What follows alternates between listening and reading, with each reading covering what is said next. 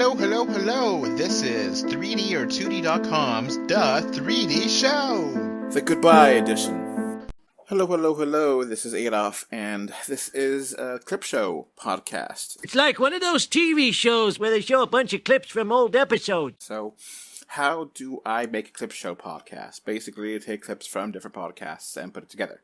But this is for the entirety of the website. This is 9 years of podcasts, including patron-only podcasts. So this could go on and on for like 10 hours, and that'll only be a fraction of all the podcasts. So I had to limit it down, and obviously the audio quality is going to vary dramatically. We've gotten better as the years progressed with our audio quality, and some of the clips I have altered to sound better, but I didn't want to make it work on it too much, I guess. I didn't want to make it sound totally different than it was when it originally was released. But I did want to make it sound better now that I know how to.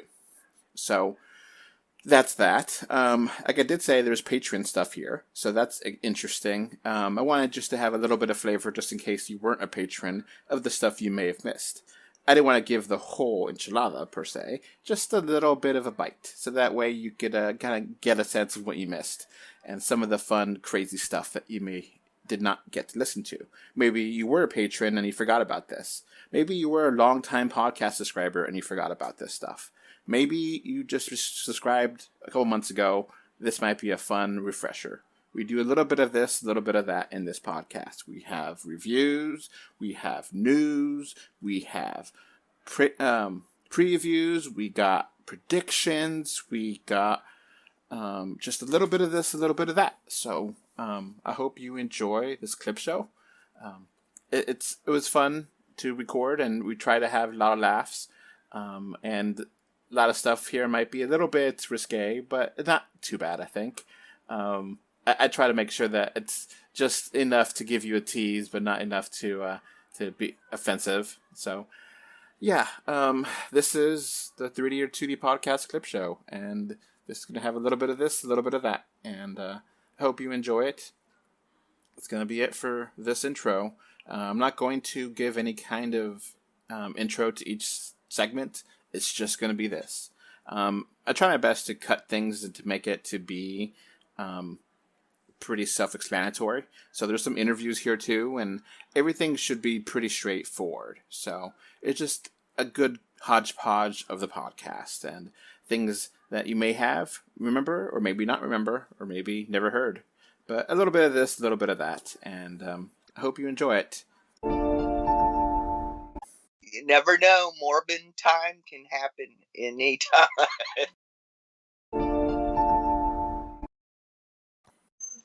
I think I made an idea for a title. At the beginning of this podcast, I didn't have a title, but now I do.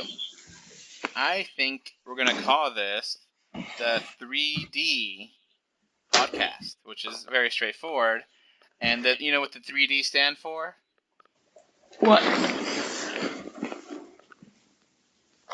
The 3Ds stand for discussion, debate, and the news. Now, I know what you're thinking, James. What about the Bears? The Bears. The Bears. No Bears. And I know what you're also thinking, people at home or listening. What about the beers? Diamond is forever. De Beers. Like the rings, the jewelry. No, I'm not going to talk about jewelry. Now, what about the bass? About that bass, no trouble. I'm all about that bass. No treble. That's James, when I sing that song? Disney Star Wars. Alright, anyway, so yeah, it's gonna be called the 3D. How about the last show. D is Disney ruined Star Wars? Alright. So, anyway, we'll see you next time, and hope you enjoyed this episode 1 of the 3D show. The 3D show with a D. D-A 3D show. The 3D show. Yeah. So, have you played any of the Dragon Quest games, or no, tradition? actually. do you play any kind of those traditional Japanese RPGs? Yes. My favorite one is called Chrono Trigger. Oh, Chrono Trigger is pretty amazing. So I will not... It's the best game of all time. Not a joke because it's time travel related. Hey, no, because actually, that's a reference to, okay, there is this group of super fans of Chrono Trigger who, I kid you not, say that it is the best game of, like, forever. Like, there's no game that will ever beat Chrono Trigger. And I'm like, yeah, that's kind of accurate. And the first time I played Chrono Trigger was on the DS. The DS version is great. That's the one with all the cutscenes. Okay, so when they released it originally on the Super Nintendo, then they re-released it on the PS2 with animated cutscenes, and then they re-released that with a map and everything on the DS, and the DS one is considered pretty much the best version of all. Yes, the DS version is the best because it includes, like, 2 alternate endings, and that adds on to the 13 others, so there's, like, 15 alternate endings to the game. So, I mean, like, for Super Nintendo back then, alternate endings, like, over 5 were, like, just, whoa. I mean, the music was great, all the characters were great, I love the whole, like, how you didn't go to another screen when you fought the enemies. They were just there, and then you fought them, which they explained that way of fighting was an extremely complex system, like having the enemies right there instead of going off to another screen like most other RPGs do. Mm-hmm. So, and you want to know what's really sad about Chrono Trigger is that we will probably never see another game in that franchise. Yeah, because I think they made a Chrono Cross. They did make Chrono Cross, but it actually wasn't by the creators of the series. And afterwards, the creator, like the original guy who made Chrono Trigger, said that he wanted to make a sequel that was based around the original game. And so far, we haven't heard from that guy, basically. It was in 2003 that he said that. So we still completely don't know if there's ever going to be another game. Now, I do feel bad that I did buy it, and I owned it, and I loved it, and I beat it, and then I traded it back into GameStop because I was poor, and I wanted to get another game. So, but I rebought it on the Wii Virtual Console, and I think you can still buy it for, I think, $8, the original Super Nintendo one. So if you never played Chrono Trigger, and you love traditional RPGs, even if you're not like a super fan of traditional RPGs, you just like that kind of style. I think the correct term is JRPG. Yeah, the JRPG. Then, $8, is nothing to spend on an amazing game. So if you have a Wii U or Wii, you can play it on that without a problem. And, that's a really good investment of your time. But that's kind of a tangent. Because you just asked me if I played it like Chrono Trigger, and then but I'll allow it because I love Chrono Trigger too. And I occasionally play Japanese RPGs, but they could get kind of annoying here and there. And Dragon Quest is still kind of guilty with the random battles, and I can't tolerate that anymore. I'm sorry. It just is unbearable to have that kind of random battle system in a modern game. I can't accept it. Back in the 80s, fine. 90s, I guess it was okay. You're still weaning off of it. But now, no. It's just unacceptable. It's unbearable to be that bad, Yeah, I mean, to me, personally, though, I think that if Chrono Trigger was getting back to that, they didn't have. I like how they did that because at least you could see the enemies you were gonna fight like ahead of you, Mm-hmm. So like when you like fought the goblins or whatever, they were right in front of you, so you knew you were gonna fight them. And there's also cases where you can actually sneak around them. So There's that too. Which Nintendo basically copied when they did Super Mario RPG and Mario Luigi and Paper Mario, where you could have attacks on the enemies on screen, and that would, if you attack them early, you get extra damage, and if they attack you without you, that kind of got copied. I think Earthbound did it a little bit too, but it's still one of those things where I think Chrono Trigger was like the first major one to do it, I think. But this is not the RPG podcast, so let's kind of move on. Avatar was pushed back to 2018. So originally, the spot was the same weekend as Star Wars, so now they're pushing it back to 2018 because they just messed it all up. Yep. So who knows when we're going to really see Avatar 2, which is like, come on. This is ridiculous. It's going to be like 10 years between the first two movies. We are recording this on January 6th, 2018, 4:45 p.m. Central Standard Time. So, I'm going to start off with the prediction. Number 1, Shazam will be a bigger hit than Captain Marvel. I could see that. I can see that too. The Avatar movies will be delayed again. The Avatar sequels will be delayed again. I have to carry this over from last year. It's still true. So when is it going to come out? Never. Because the way I see it, James Cameron he's one of those perfectionist types, right? And so he wants it to be perfect. And I can admire that, but at the same time, they're Avatar movies. The first one wasn't that good. Like, it looked good, but, So, right now, the release date is December 18th, 2020. So, it's going to go beyond 2020. Is that what you're saying? Yeah.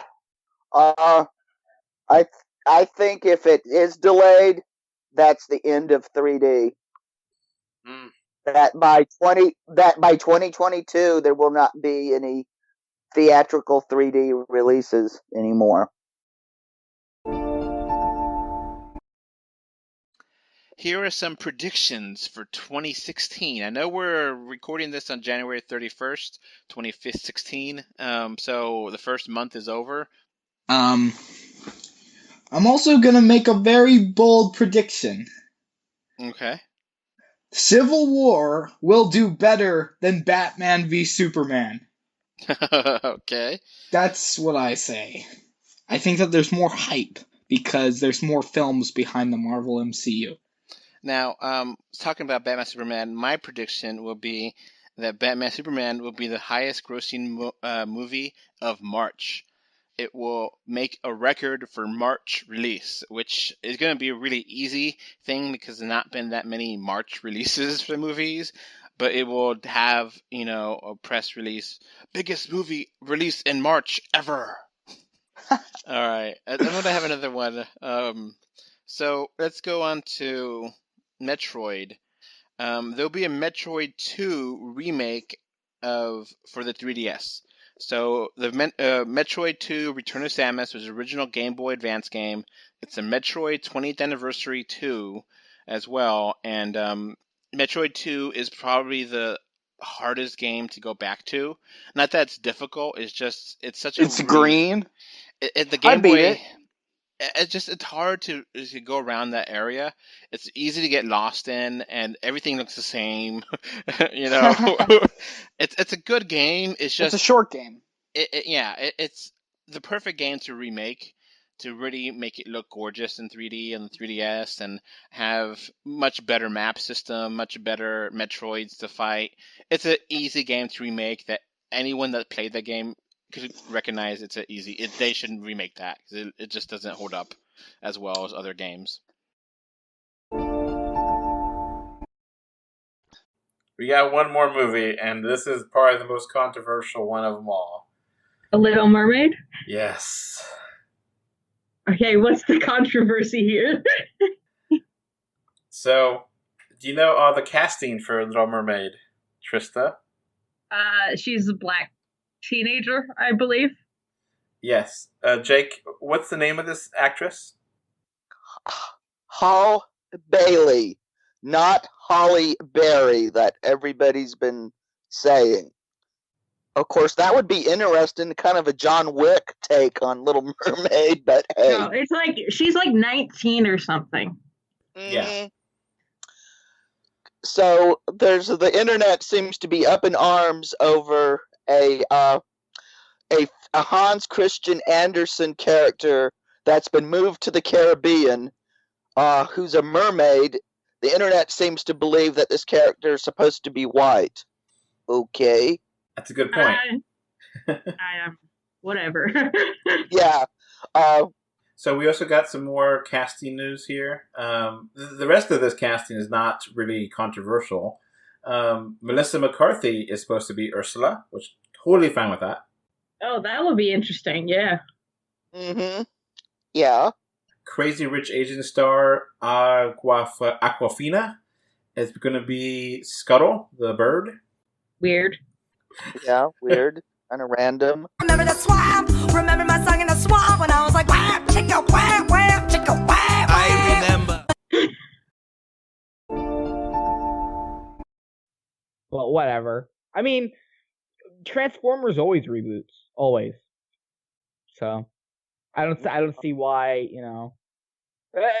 It's like they're acting like the Bayverse is like this streamlined, super coherent continuity. Each film is a cluster. It is. So it's an interesting thing, though. Will you guys miss the theatrical experience? Have you two missed the theatrical experience since we haven't seen a movie in theaters since Onward? Oh, yeah. I've been missing a good theatrical experience for decades because movie theaters have been shoddy for a long time. I agree to an extent. I miss that. I miss when they had plenty of employees. Somebody couldn't jerk off in the theater through the entire movie, and somebody didn't see it besides the audience.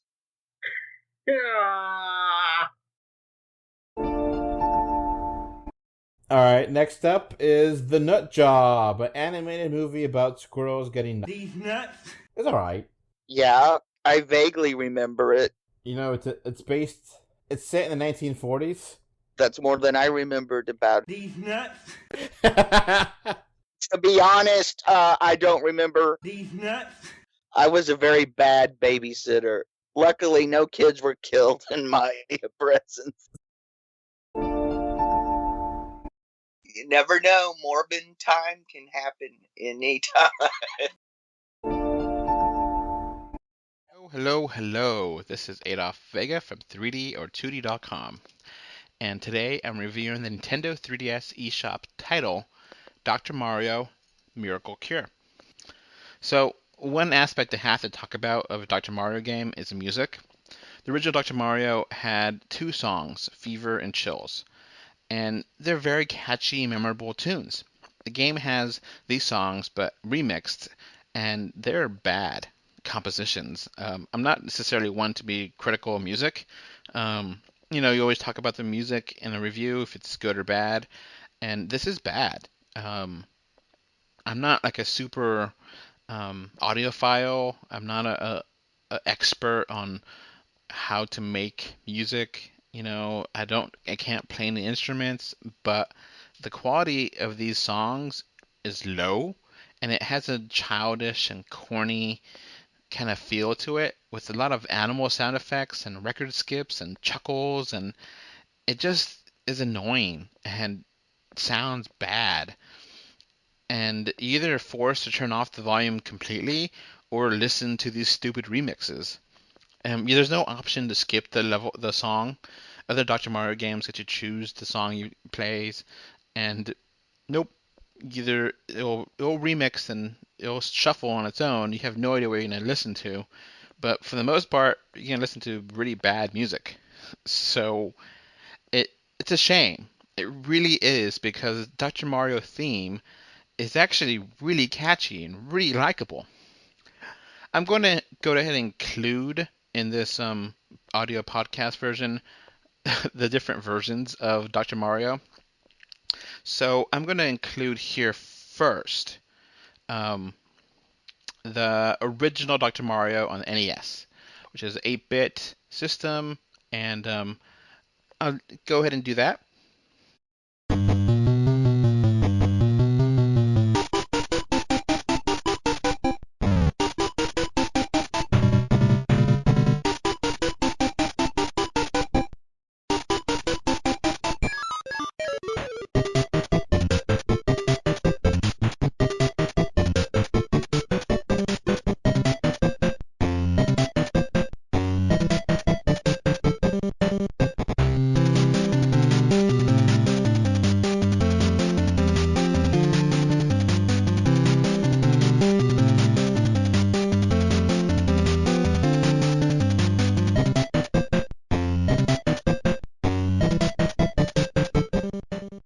So it's pretty catchy, you know?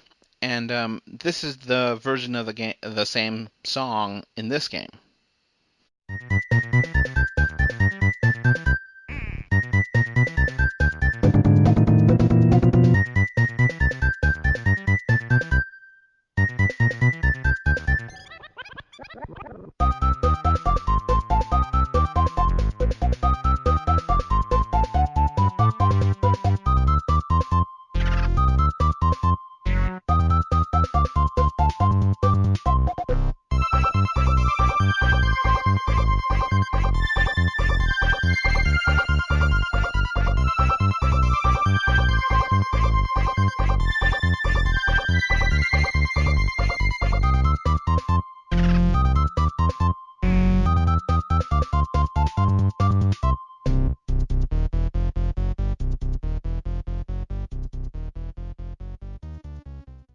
Now, you know, Nintendo, whoever can remix the songs whatever way they want, but at least have it to be the same quality, if not better, than the previous versions. And it's really mind-boggling considering that they actually have a fully orchestrated, remade, remastered version of this theme they made for the Nintendo game Super Smash Bros. Because Dr. Mario is a playable character in a decent amount of the games, several of them as a secret character. So they remastered the theme for Smash Brothers, and that theme is gorgeous, which is here.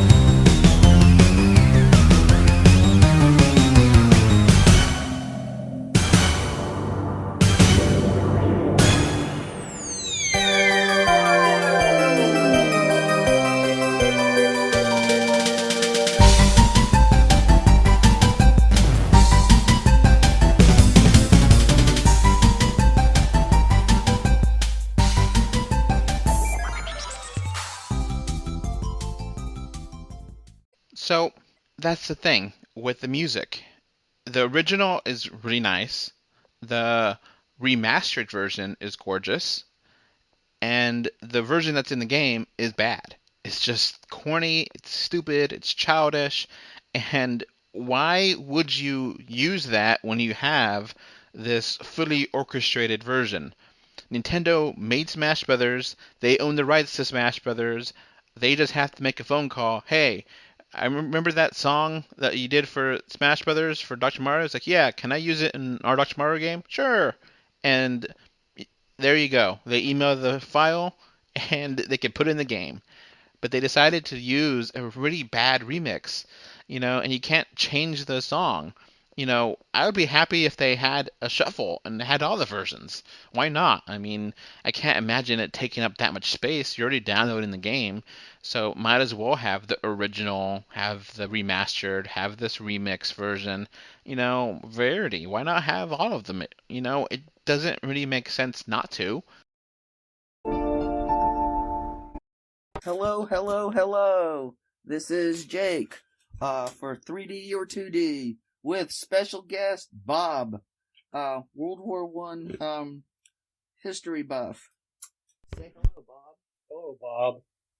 Okay, and today we're talking about the 3D World War I documentary, They Shall Not Grow Old. Now start us off, Bob. World War I, as most people know, was the prequel to World War II. And that's how most people remember it. And most people in the United States, it's not a big remembered war because we were actually spent very little time in the war itself. We entered in 1917, but didn't put troops in the field until the last year of the war in 1918. However, it had a major effect on Europe, and actually, we are still dealing with some of the problems at the end of the First World War. Some of the problems we have in the Middle East to this day were problems started in the First World War. Now, Peter Jackson took footage from the Imperial War Museum and converted it, did all the modern tricks you can do now that weren't available then, and wanted to make something that just wasn't for buffs, but anybody could look at and see this was what the First World War was like, and he succeeded very much so, that you get an idea, and he lets the people that were there talk. He's using voice recordings from the BBC and footage from the Imperial War Museum that gives you an idea of what the conditions were like for these men when they fought in this war. Yeah, some of the footage comes across looking like Call of Duty World War I, but it's amazing, and the 3D is spectacular. It is a conversion. Duh. The guys in the trenches did not, the cameramen in World War I carried these big wooden boxes, and they hand-cranked film. It's a miracle we have anything. And it is, astounding. It is spectacular. It is beautiful. If you have a chance to see this, what are you listening to this for? Go watch it now. It's amazing. This is a must see, and I would say 3D it. It is well worth your time. It is a beautiful work. Hello, hello, hello. This is Adolf, and I have with me New Jake. Hi, everybody. And today you're reviewing a new 3D movie called Ron's Gone Wrong. So, as usual, we'll talk about the 3D element first. How was the 3D in Ron's Gone Wrong? It was quite good. it was just so amazingly good. There's plenty of pop out. There's plenty of depth. The colors were full and eye-pleasingly wonderful. It was just a great 3D experience all around. Now, we didn't know this movie was a 3D movie until almost right before release. Yeah, apparently people are having a hard time finding it, even in big markets like New York and LA. So I don't know why I got a screening of it. It was just luck of the draw, I guess. Okay. So if anyone can find this in 3D somewhere, You say definitely watch it. What's your final grade, your verdict? Let's see, for the 3D itself, oh my god, it's easily an 8 out of 10, 9 out of 10 if possible. Okay, Not quite editor's choice, but, it's really great. So, your final verdict is great 3D? Yes. Okay, making sure. Now, on to the movie itself. So, what is this about? Like a robot and a kid or something? Yeah, he's like, there's this newfound toy, or electronic device called a Bebot, which is kind of like an Apple company, but the company in the movie is called Bubble. And it's a toy designed to help you make friends, but then it just becomes pretty much a walking, moving cell phone, essentially. But the only kid in town who doesn't have one is a kid named Barney, and it's his parents, or his dad and his grandmother are like, you don't need technology, but he is lonely and no friends, and they decide to get him one, but they're closed and they're sold out of the Bebot. So they have to, they find one, a guy selling a damaged one, almost kind of like a Child's Play element, where they find an open, damaged robot, and they buy it off the guy, and they bring it home to him, and that's when everything goes wrong. Okay, so is this a strikeout of a movie? No, it's more like ground roll double. It's fine. It's a nice movie, good for the family, but it's nothing stellar. Okay, so what's your final verdict for the movie itself? 6 out of 10.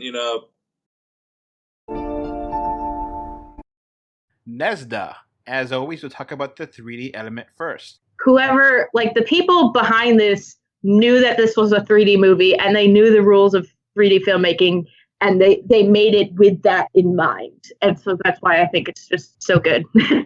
So, there's good pop-out scenes, there's good depth. It's like you're peering into a window and you're seeing everything, right? Yeah, exactly. Even though it's animated, it feels like you're there in a little way. Okay, so you love the 3D? Oh, the 3D was great. Okay. Is that it? Or is there anything more you want to add to that? Oh, yes. This is like the kind of film that, this is what I love about 3D, and this is what I want all 3D films to be like. All right, so your final verdict is? Great. Editor's choice. I love this film. The 3D was great. Everything about it was great. Okay, so in closing, what are your final thoughts on this movie and your score?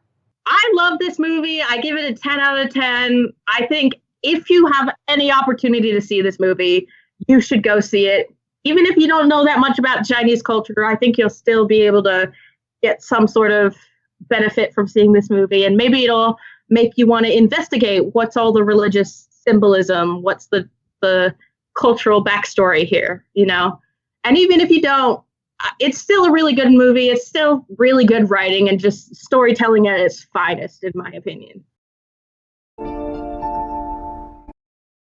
To conclude, Gods of Egypt is just so awful. I find it hard to describe how horrendously terrible this is. So I decided to create my own word. Terrificastrophe. Combination of terrific catastrophe. Gods of Egypt is one of the most epic failures of cinema. This movie is the hottest mess of a movie you've probably ever seen, and this is one of the worst movies I've seen in 20 years. This is the story, the characters, the action, all terrible.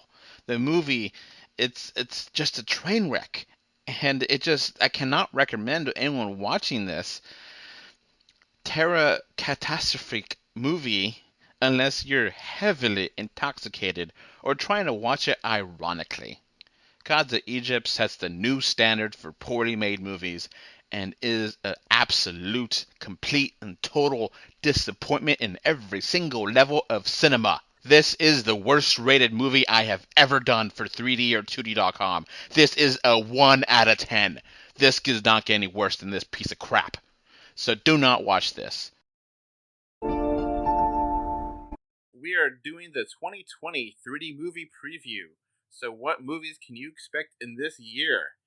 We've been in a drought for the first 2 months of this year, and we're finally going to get some movies. So the first two movies we talked about already a bunch of times, but we'll talk about them real quick again. We're going to go real quick in this because time and there's a lot of movies.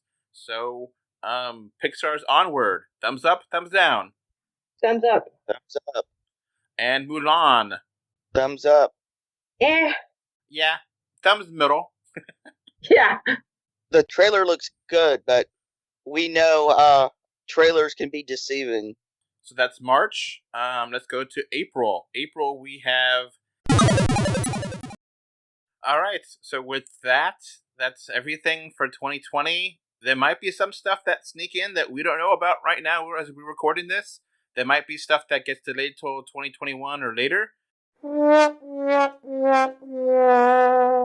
We don't know right now either, but we'll find out.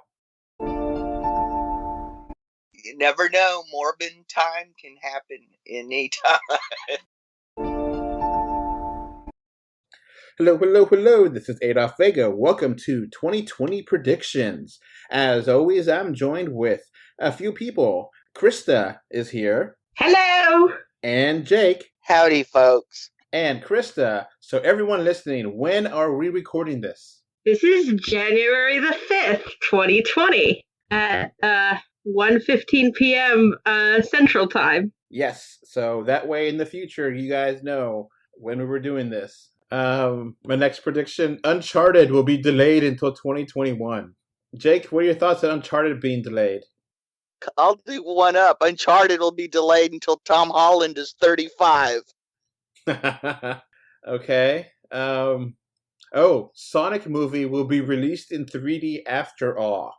Ooh, I'm hoping that comes true. It's not likely, but the last minute we'll get a trailer and we're like, what? It's 3D? Cool, we get to review it. And it's going to look really great in 3D. That's what I'm hoping for.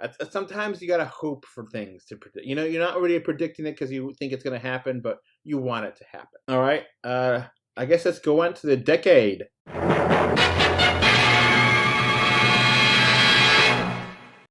Now, I think in this decade, we'll finally get Avatar 2 come out, and it will be actually pretty damn amazing. It will be worth the wait. Sometime this decade, those movies will come out, and they will be worth the wait, and it will shock everyone. And it'll kickstart 3D all over again. The fall of the Marvel Cinematic Universe. It'll keep making money, but the time of billion-dollar movies has gone by. Eventually they'll have a next Avengers movie, but it won't make the same amount of money as it did before. The new characters are mixed in there, and people like them, but it's not as good as it used to be. And okay, Krista, do you have another decade prediction? Random, whatever you want to predict. Random. Do it. Pessimistic or optimistic? Oh my god. In the next 10 years, God, I am not looking forward to just like the future politically in general. I don't think we are going in a good direction. Yeah, I will go ahead and say it. World War III is happening this decade. Yeah, I was like, we're going to have... Decade? Dude, it's happening this year. What are you talking about, decade? We're having both simultaneously the rise of fascism and also the rise of the resistance of like Antifa movements and like socialism movements. And so we're having increasingly polarized, like, I just don't see it going in a good direction. Like, no matter what happens, shit is gonna happen. Like people are gonna die. Also, global warming. We're going to have like the first within the decade, we're going to have the first major evacuations due to global warming. Like, I'm gonna say that. Like, some island nation is going to go fully underwater, and we will have refugees from countries that no longer exist. And a global economic depression. Welcome to the terrible 20s.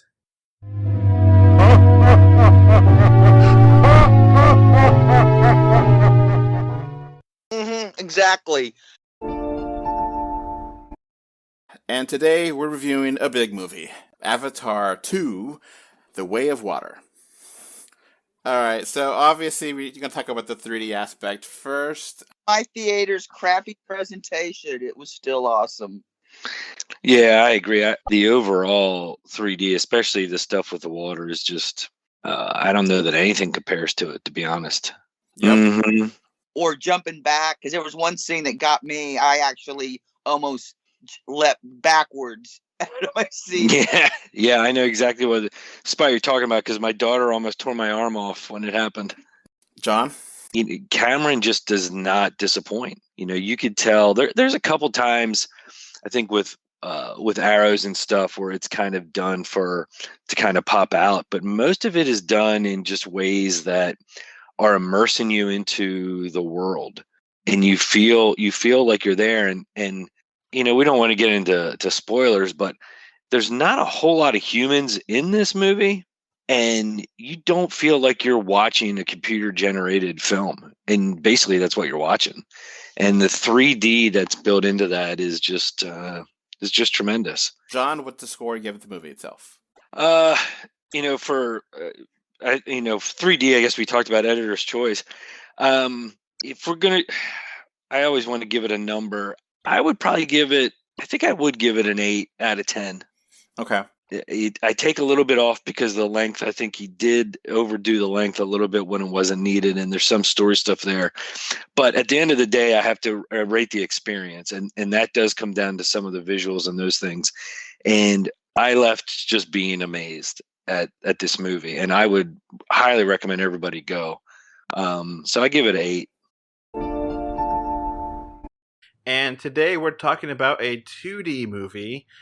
This is a Patreon exclusive. This is for the 2019 Cats movie. Well, I think that it's actually going to be a slow classic. I think that that parents that want their grandchildren or children to watch the play, they can introduce them to the movie, and they might like it more once they go in to see the play and they kind of have something to go on. I think it's a good preservation piece, and I did give it a 7 out of 10.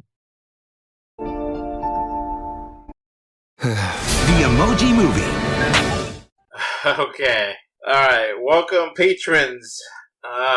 This is the October surprise. Alright. So, I'm drunk. Who cares? Last year, when the Emoji Movie started, I was like, this is bullshit. I know this.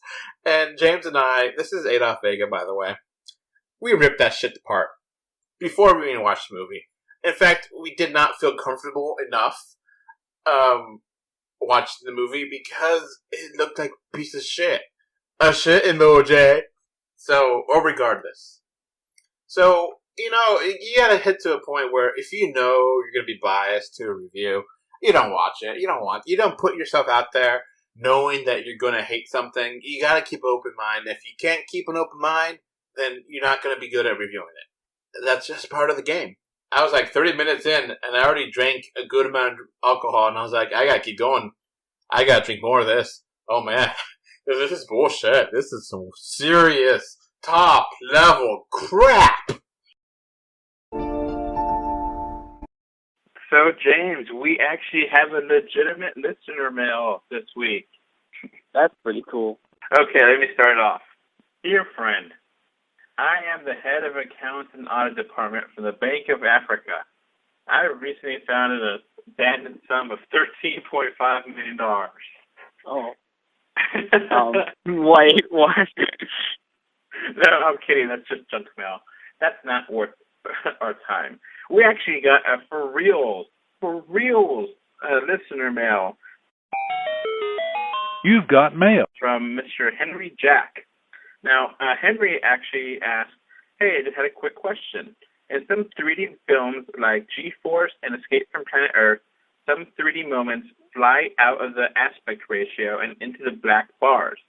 He actually included a picture to this email. And does this occur in the movie Pixels? Cheers, Henry. Now, James, you haven't seen Pixels, so I'll answer that. And I do remember it happening briefly in Pixels. They have some transitional things where they have the actual pixels fly out and kind of look like that. but it's kind of a hazy memory because I was like a month ago when I saw that movie. And, Pixels wasn't a really memorable movie. The 3D was really good, but the movie itself was just okay. But we could actually talk about that aspect a little bit. What do you think about the aspect where movies use that aspect ratio where they actually, like, pop out of the black bars and such? I don't know. 3D is kind of interesting like that, It sometimes it's like, well, but then it does other things, Yeah, the picture you actually saw, you saw the picture, right? I sent you? I did. I got it. I'm not that well versed in 3D films, so I wasn't exactly sure what was going on, but yeah.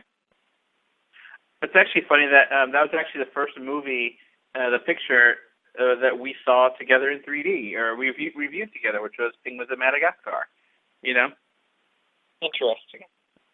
So, occasionally I may see this happening. It seems to be kind of rare, though, that they don't necessarily like to do that because it's a little bit gimmicky. I remember, was it Oz the Great and Powerful did this a little bit with playing with the aspect ratio and trying to, understand the bars or certain areas and actually playing with it and going out of it. And I think it's fun. It's not done too often, so that it's not like every day, every other movie you see it does it. But I wouldn't mind if it does it more often. What do you think, James? I can agree with that. Okay. So yeah, that's our first legitimate, real listener mail. And if you want your emails to be read here, email 3dortootie@gmail.com. Simple as that. But it's kind of thing where they, it's just like playing with it because, on DVD and Blu-ray, if you're watching at home, sometimes there will be black bars in the bottom because, that aspect ratio of the movie is bigger than the 16:9, TV aspect ratio of widescreen TVs. So sometimes they can play with it a little bit more effectively on, 3D at home. But, in the movie theaters, they kind of, the aspect ratio they have is what they have, so they kind of just have to deal with it. And besides like IMAX or the CinemaScope, which is like super widescreen, but really, most people just kind of use the standard, full screen widescreen. Yeah, So yeah, it was good to get a listener question, and until we get the next one. Thank you again. Well, I had been stereo blind or nearly stereo blind all my life, and there are lots of other stereo cues, but I wasn't able to see stereo using the cue I use. I went to see the movie Hugo with my wife, and we picked up the 3D glasses, which I thought was sort of a waste for me, but I didn't want to see the double images in the film, so I picked them up and went into the movie, and I was astonished and pleased to see things jumping out at me. So the movie continued, and I continued to see a 3D experience, but I knew that the disparities, the differences between the left eye view and the right eye view were much bigger in the movie than they would be in real life, so I thought, well, maybe this is just pushing it. Then we went out of the theater, and I gave my glasses back and went out on the street, and I saw a lamppost jump out at me in a car and a tree. And this was surprising and quite pleasurable. And it seemed to me that I had somehow obtained a 3D capability that I had not had before. So it continued that way for several weeks, and I went to my optometrist, and he measured my 3D acuity, and it turned out to be much better than it had been before. It was lucky that this is part of my professional research area as a professor, so I had done an experiment with some colleagues at Berkeley, and we had measured my stereo acuity, and it was about 10 times worse than normal people. And when we measured it after the Hugo experience with my optometrist here in Santa Cruz, it turned out to be only about twice as bad as normal people, but enough to see plenty of stereo. So it was quite pleasurable. I still am able to see 3 dimensions. So, what examples, what specific scenes are you most proud of the 3D? I think I can think of, there are little moments in each film that I kind of go to. I mean, you know, I'll avoid the spoilers of Infinity War, but there's some really fun sequences in that film that turned out really great. There's a sequence with Doctor Strange and Thanos that is, that's really fun. I'm very proud of that. If you go back a little bit, I mean, I think, you know, each scene has its thing. The kind of what pops into my mind as you asked the question was the Magical Mystery Tour from Doctor Strange, which is a crazy amalgamation of different imagery. It's just like this insane acid trip of imagery, but it also is the thing that I just loved how people experienced it, because people would come out after seeing that and they would just go like, "Oh my God, I'm losing my mind," you know. And it's fun to create that effect on somebody. So. The main reason why I'm doing this podcast and this website is to provide a service to everyone who enjoys 3D movies, and to know if the 3D movie is worth your time or 3D game. So, yeah, just basic introduction to the website. I hope you enjoy the website, and I hope you enjoy the podcast series. But that's going to be pretty much it for this introduction. I hope you enjoy everything. Bye.